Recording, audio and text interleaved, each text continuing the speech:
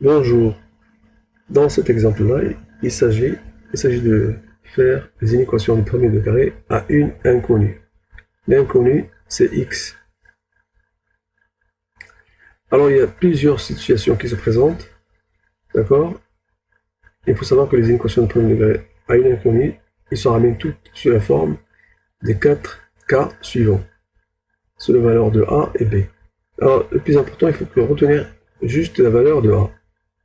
C'est négative, il y a quelque chose qui se passe un petit peu étrange par rapport au cas où A est positif. D'accord?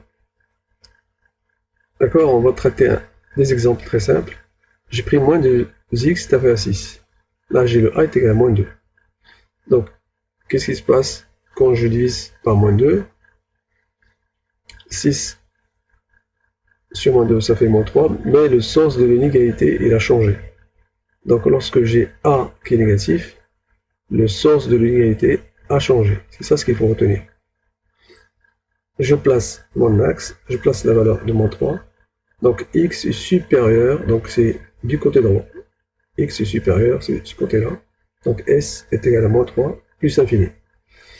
Si j'avais pris une inégalité large, on fait le même calcul, sauf que le moins 3, il va être inclus, alors que là, il était exclu. Vous voyez pas un petit peu la différence pour le crochet. Dans ce second cas, on a A est positif. Et lorsque je divise par A est positif, le sens de l'inégalité se conserve. C'est tout ce qu'il faut retenir. Donc c'est très important. Donc dans ce cas-là, x est égal à 3 et l'intervalle c'est moins l'infini 3. Donc en gros, il faut retenir que cet exemple-là et celui-là. C'est le A est négatif et celui-là est le positif. Tous les calculs sont identiques. Sauf que le problème, les inéquations sont tout le temps posées sous des formes différentes. Voilà un exemple. L'exemple A. J'ai pris l'exemple de 4x moins 5 avec 2x plus 3 pour faire un petit calcul. Le calcul ne change pas, c'est comme si on avait égalité lorsqu'on fait des transpositions pour l'addition et la soustraction. Donc le 2x, il passe à gauche, il devient moins 2x. Et le moins 5, il passe à droite, il devient plus 5. La suite du calcul, vous la connaissez. On arrive à x, ça fait 8 sur 2. Il n'y a pas de changement d'égalité ici, parce que on a a qui vaut 2, et il est positif.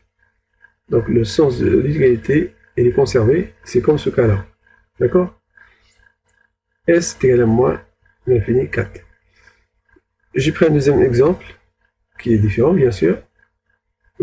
Lorsque je fais mes calculs, le moins 10 passe de l'autre côté, ça ne change pas. Le moins 5, il passe de l'autre côté. Le moins x, il passe de l'autre côté, ça ne change pas de sens de l'égalité. Arrivé ici, je tombe à moins 5 fois x est supérieur ou égal à 5. Donc x est plus petit que 5 sur moins 5 égale moins 1. Donc voilà, c'est là où il y a un changement de sens de l'inégalité.